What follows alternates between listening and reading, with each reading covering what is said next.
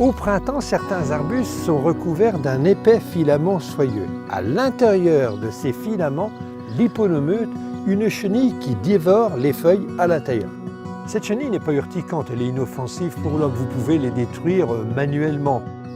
Ces chenilles du papillon hyponomeute tissent de gigantesques toiles de soie blanche. Très voraces, elles dévorent les feuilles en quelques jours.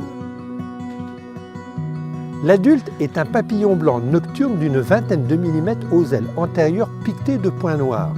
La femelle vit une soixantaine de jours alors que le mâle meurt aussitôt l'accouplement. En juillet-août, la femelle de l'hyponomeute pond une cinquantaine d'œufs sur les écorces, côte à côte.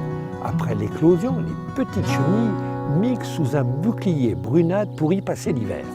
Au printemps suivant, la chenille à petite tête noire gris-brun, recouverte de points foncés, quitte l'abri pour pénétrer à l'intérieur des jeunes feuilles. Puis elle tisse de gigantesques toiles recouvrant les rameaux pour se protéger contre les prédateurs et les intempéries. Une fois les feuilles broutées, elles repartent à tisser de nouvelles toiles à la recherche d'autres feuilles, de véritables funambules. Les chenilles se tortillent sur des fils à la verticale, un moment préféré pour communiquer entre elles pendant les va-et-vient. À ce stade, elles sont vulnérables aux prédateurs. En juin, les chenilles se nymphosent et donnent naissance à des papillons. Les hyponomeutes sont inféodés à des plantes hôtes spécifiques. Si les chenilles s'attaquent principalement aux fusains d'Europe, elles n'envahissent pas les arbustes voisins.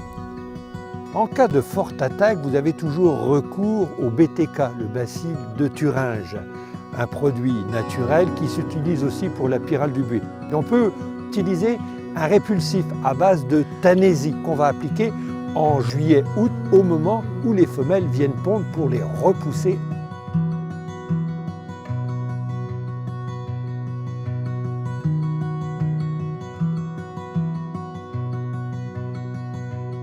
Pour l'homme, vous pouvez les détruire manuellement.